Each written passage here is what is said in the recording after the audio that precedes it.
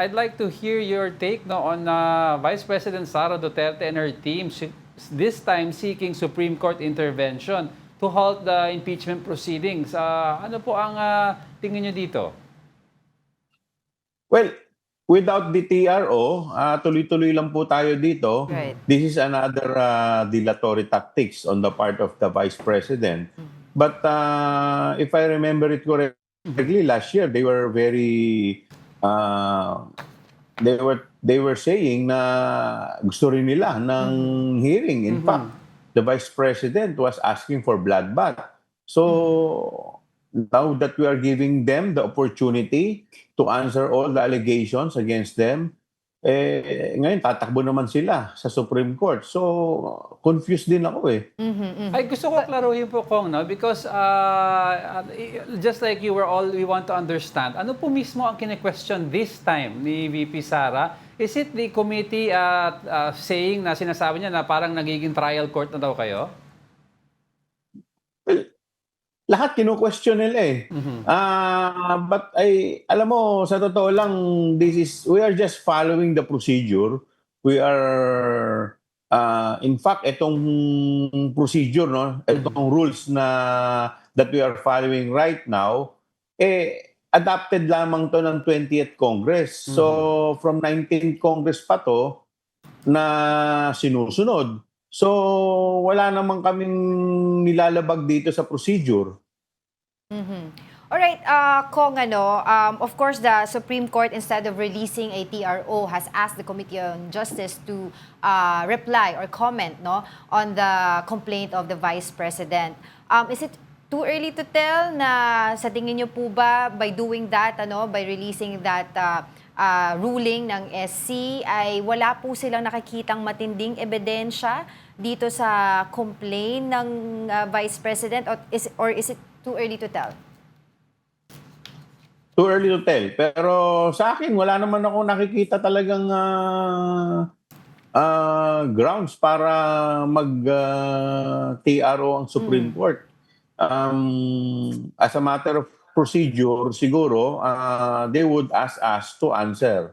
Pero hanggang dun lang yon. Dahil ako, nakikita ko, wala naman ako nakikitang mali sa ginagawa ng Committee on Justice. Alright, so after 10 days, binibigyan po ang Committee on Justice to comment nga po doon sa petition na final ng Vice President. Ano po ang mangyayari after? What can we expect after that? Basta't kami po, tuloy-tuloy lang kami. On April 14, we will proceed with our trial. Tatlong hearing dates lang ang Senate Chairman until the end of April. And after which, kung wala na sigurong itatakel, then we will vote upon the probable cause. After which, kung may probable cause, isasampa na ito sa plenaryo and we need 1/3 vote. Okay, so just recently, a few moments ago, I just read a report that the House Committee on Justice, kasama po kayo doon, ay nagpasabina na po kay Attorney Michael Powa, para po sa susunod na hearing po ninyo on April 14. And itong sabina na to, speaking of this, ay isa po doon sa mga complaints ni Vice President Sara Duterte that wala daw pong karapatan ang House Committee on Justice na magsabina ng mga evidence because yun nga daw po, you are doing a mini trial. That is not true. In fact, hindi lang yung Committee on Justice. Lahat po ng mga committee sa Congress may right to issue subpoena. This is written in our rules under Section 7. So wala po akong nakikitang mali dito because we are required to, in fact, pati po siya pwede po siyang mag-submit ng kanyang evidence. No? So kami naman, we are required also to obtain additional evidence. Hindi pa naman, we are not expected to cross-examine Attorney Powa or any witnesses for that matter. Ang purpose lang nitong subpoena, the reason why we are asking them to appear is to identify at least yung mga signature kung sila nga yun, and to ask clarificatory questions. Right. So mababaw lang. This is like preliminary investigation. So kumbaga, Kong, what happens if hindi sila tumugon sa subpoena and they refuse? Well, if they will refuse, no, tutuloy lang kami. Kasi kagaya niyan, yung kay Ramil Madriaga, syempre, we wanted to know kung ito ba ay kusang loob niyang yung salaysay, yung sinumpaang salaysay na kanyang inisyo. Syempre, gusto namin malaman kung kusang loob niya itong sinalaysay. Kung siya ba talaga yung nakapirma doon, wala bang pumupuwersa sa kanya. So, mga ganyan lang naman, hindi Okay. naman ganun kalalalim ang tanong dito. Kung buti nabanggit niyo yun, no, regarding what's going to happen. No? So para klaro lang rin sa public, yung mga sinusupina nyo, hindi nyo po hindi, kung baga, hindi malaliman tanong as to yung statement, but rather, ko-confirm nyo lang kung sila nga ang nagbigay or kunya nagbigay ng statement na gano'n, sila ang pumirma. Parang on the surface lang, ganun ba, Kong? Tama po kayo dahil parang preliminary investigation lang to eh. Clarificatory questions lang ang mga itatanong namin dito. So wala pa dito yung mga cross-examination. Yung cross-examination that will be done during the trial proper, which is sa Senate Sa po. Senate. Yo, at least malinaw na. Right, oo. Alright, Kong, speaking of Ramil Madriaga, the court granted appearance of this alleged bagman. So ano po yung ma-expect natin dito? Siya po ba ay mag-appear na sa April 14 din? I was told yesterday that the application or the petition by the Committee on Justice to request for the appearance of Ramil Madriaga before the committee was already approved by the court. Right. So we expect him sa April 14 to appear before the Committee on Justice. And how significant is his statements, knowing that most of the complaints naman po against the Vice President dito sa kanyang impeachment proceedings were also tackled already nung last Congress, dun sa first impeachment sa kanya. But this time around po kasi, there's Ramil Madriaga. Well, if you will remember it, if my memory will serve me right, no, during the Committee on Good Government, we conducted investigation with respect to the confidential fund. Now, meron po dito mga pending questions like saan napunta yung pera, 'di ba? Ang tinuturo nun, ang humawak si Colonel Nolasco at saka si Colonel Lachica. Doon po tinurn over nung dalawang SDO o yung tinatawag natin na Special Disbursing Officer.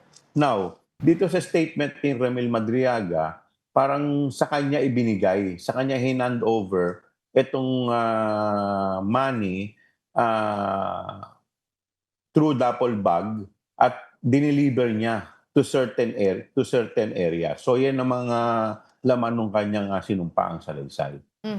Okay, and then isa rin po sa mga talagang pinag-uusapan dito sa impeachment court or impeachment complaint against the Vice President, still yung issue po ng confidential funds nga po niya at yung usapin po ng kung sino si Mary Grace Piatos, etc. Of course, sa kampo po nila, mariin po nila ang tinatanggi at sinasabi po nila na ito po ay confidential funds at hindi po talaga po pwedeng ipakita, no, i-divulge yung information ng kanilang mga sources. Your thoughts on that po? Well, alam po ninyo, yung hindi lang naman diyan kay Mary Grace Piatos ang issue sa confidential fund eh. Ang isa pa sa mga issue dito, kung maalala po ninyo, is yung 1 million worth of rentals ng safe house. So how do they explain it? Parang 4-day rental, 1 million. At kung maalala rin ninyo, dun sa confidential fund ng DepEd, meron pong 4 na AFP personnel na nag-certify na wala naman talagang na-download na confidential na pondo galing from DepEd. Although they were required to submit certificate. So, yan yung isa sa mga issue po dito sa confidential fund. Kung yung isang kini-question lang iba yung pag-ikot daw ng pera sa confidential funds ay mostly through the duffel bags, through cash. labag din daw ito sa certain rules because dapat daw may paper trail, may either through electronic or through checks. Ano po ang tugon nyo dito? Not only that, hindi lang ang may hawak supposedly ng confidential fund is yung SDO. That's right. Yung tinatawag natin na Special Disbursing Officer. Now, the question is, bakit napunta yung confidential fund kay Nolasco, kay La Chica at ngayon kay May Madriaga pa? Oo. Yeah. So ito yung mga katanungan na dapat sagutin nila. Right. Okay. So, can we also talk about po itong recent pagsasabina po no sa PINA kay Attorney Powa? Ano po ba yung mga gusto po natin makuha from him? And there's also a discussion on him being one of the legal counsels of Vice President Sara Duterte, na sinasabi nila na medyo may conflict of interest doon because he can be a resource person as well for this case. Well, hindi naman siya pinapunta dito as a lawyer eh. Hindi naman siya ini-invite as lawyer because we understand that there is a attorney-client privilege. So hindi naman yun ang itatanong sa kanya eh. Yung participation niya sa DepEd, I think USEC ba siya o ASEC during that time, yun ang Yeah, ano niya dito. sa Kasi may mga DepEd. pinirmahan niya siyang documents dito. So yun ang magiging papel na dito, not as a lawyer, but as employee of DepEd. All right. Alright, Kong. So what happens after yung 3 days po nagkakaroon na ng naghanap kayo ng probable cause, you elevate this to plenary for the vote. Based po sa inyong pakikipag-usap sa isang congressman, ano po ang sentiment nila with regards to how you think they might vote? Well, sa ngayon naman, nakikita naman natin, no? So sufficiency in substance, sufficiency in form, we were able to get more than sufficient, no? Sa 54 yata, 54 votes Yes. as to 1 against. So nung nagkaroon ng botohan sa sufficiency in ground, more than more than sufficient din ang nakuha natin. So we expect na dito sa probable cause, pag nailatag na itong lahat, we also get the same numbers or even more. Right. Kong, of course, a lot of people are saying, questioning also the timing of, talking about the impeachment complaint against the Vice President, saying na we're in a crisis right now at ito pa daw yung inaatupag natin. What can you say about that? Also, about the survey recently saying the majority of the Filipinos nag-o-oppose nga po dito sa usapin ng impeachment complaint. Alam mo yung timing, the timing was filed even before this crisis happened. So, and hindi naman po Congress ang nag-file nung impeachment, it was a private citizen. Kami po, we are just doing our constitutional duty as member of the Committee on Justice and member of the House to, tugunan itong complaint because that is our constitutional duty. Now, we should not, hindi natin po pwedeng ibaliwalain ito dahil ito po kasi usapin na accountability. So are you saying na pati po ba yung investigasyon sa ibang issue kagaya ng flood control, dapat din tumigil dahil meron po tayong crisis? Yung mga hinihir po sa sandigang bayan na mga problema rin ng taong bayan, dapat ba tumigil rin dahil meron po tayong crisis? So ito po tuloy-tuloy lamang. Pero hindi naman po ibig sabihin nito, ito lang ang ginagawa namin. In fact, kahapon po, nagkaroon ng joint committee hearing ang Kongreso kung saan 14 or 13 or 14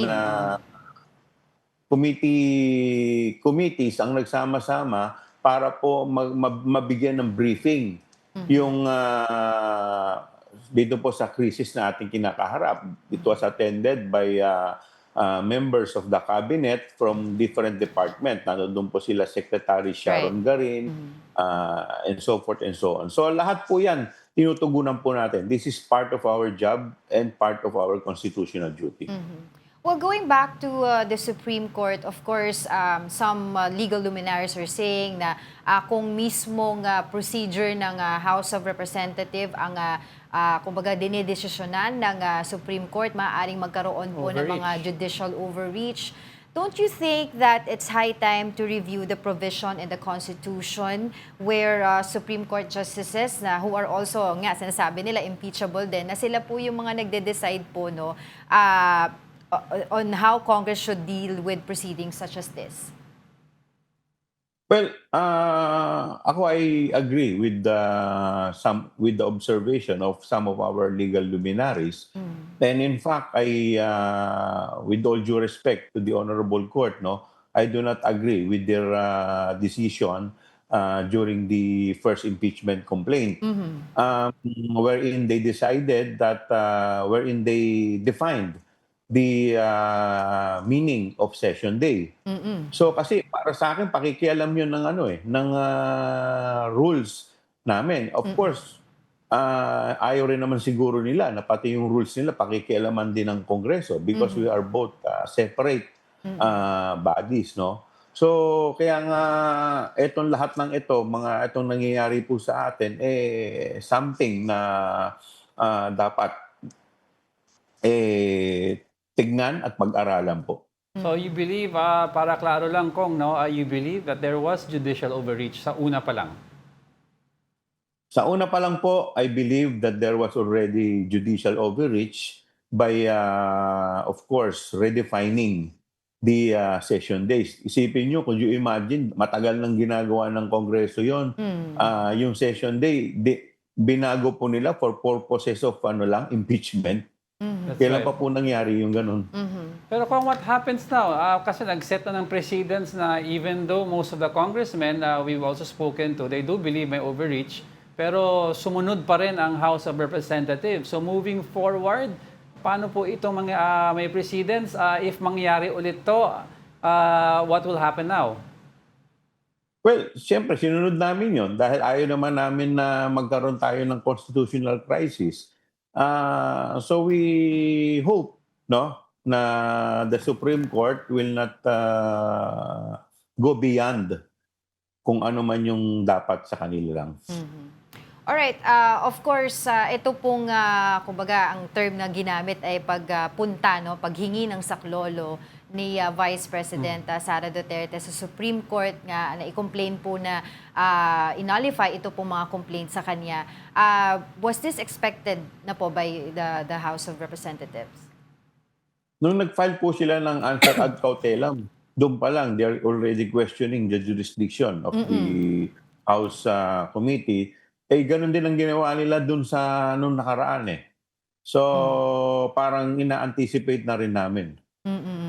Kasi may mga nagsasabi po na meron pong misleading no, na nangyayari po dito sa Supreme Court and the public. Do you agree with that? Yeah, I agree. Kumbaga, kanya-kanyang narrative ito Alright. And of course, isa po doon no, sa one of the major complaints po or nirereklamo po ni Vice President Sara Duterte dito sa kanyang pagpunta sa Supreme Court ay yung one-year bar rule. No? Ito po yung central complaint of the camp of Vice President Sara Duterte. Perhaps can you tell us again, ano po ba yung itong sinasabi niya regarding bar rule? Meron po ba talagang pagkakamali ang House of Representatives regarding this? Alam mo, if you will recall, no, there were 4 impeachment complaints that were filed. The second impeachment complaint was withdrawn by the complainant prior to the committee hearing. Yung first impeachment complaint was extensively discussed during the committee hearing, kaya nga po hindi po siya naisama dito. Kaya ang natira is yung third and fourth. Precisely because we do not want to na magamit itong one-year bar rule again dito. Kasi nauna pa nilang i-final Ang dun sa unang decision ng Korte Suprema, sinasabi doon dapat not earlier than February 6. Yes. But it was, I think, February 3 or 4, parang ganon. Yeah. So may issue because dun po sa second Supreme Court decision by redefining the word session day, no? Oo. Parang na-shorten yung period. It was not expressly revised, or it was not expressly stated during the second Supreme Court ruling na nire-revise nila yung first pronouncement nila na February 6. Right. So, kaya kami, naging maingat kami at ito talaga yung iningatan namin. Kaya nga po yung unang impeachment complaint ay hindi po namin na sinama dito. Oo.